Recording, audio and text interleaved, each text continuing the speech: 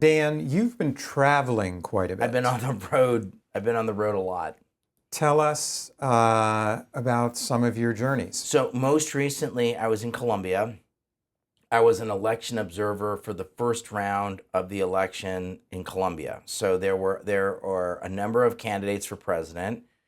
The two finalists are Abelardo de la Espriella, but just for this conversation, we'll call him Abelardo.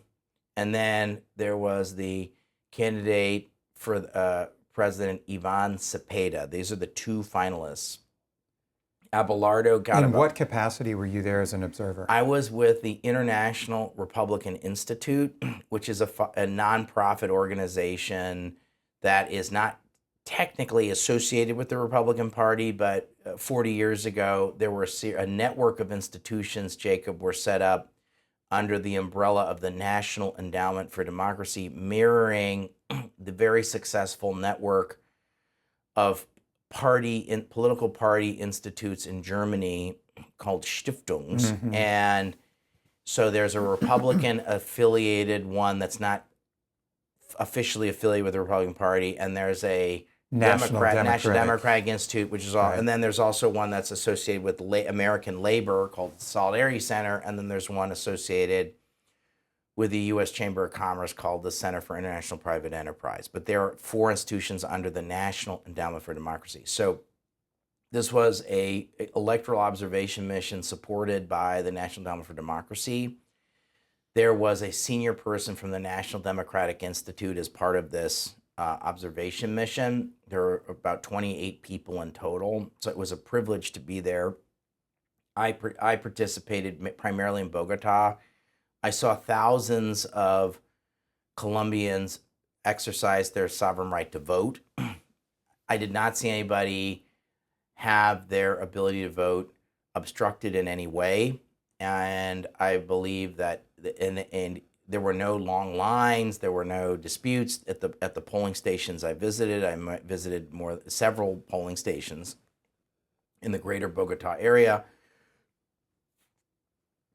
The upshot is, for the first round, Abelardo got about 44% of the vote, and Ivan Cepeda got about 41% of the vote. And then the rest was divided among centrist and center-right smaller candidates.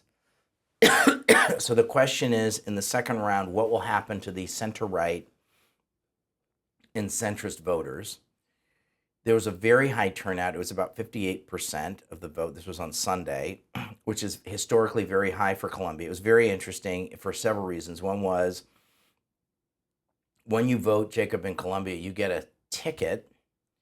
And if you want to pay for a passport or a driver's license, you get a 10% discount on the payment. The official processing fee is discounted if you can demonstrate you voted. I thought that was very interesting, and I actually think something like that ought to be instituted in this country.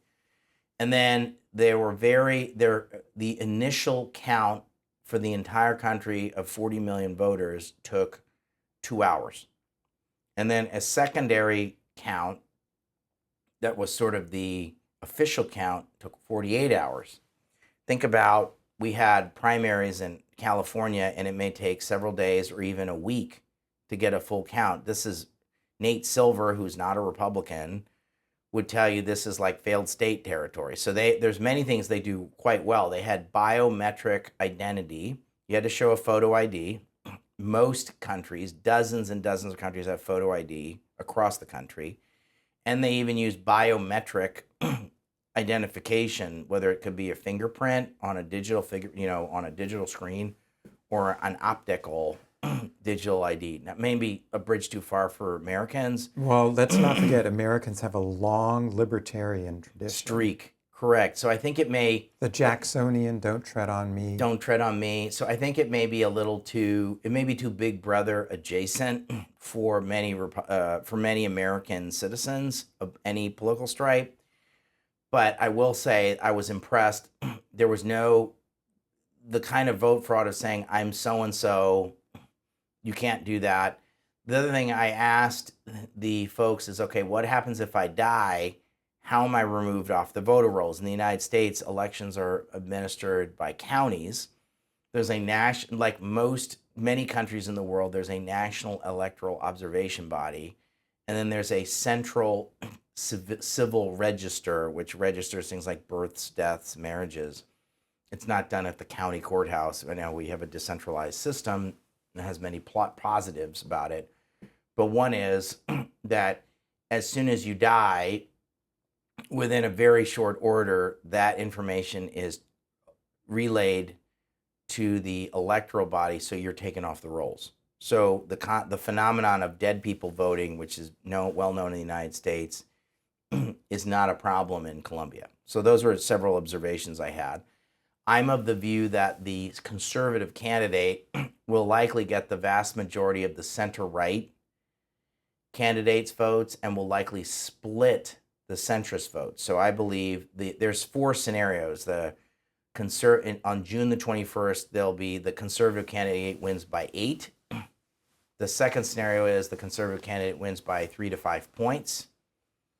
The third scenario is the conservative candidate wins by a squeaker, or the progressive candidate, the very progressive candidate, wins by a squeaker. Those are the 4 scenarios. I'm of the view, the second scenario, which is I believe the conservative candidate will win by between 3 and 5 points.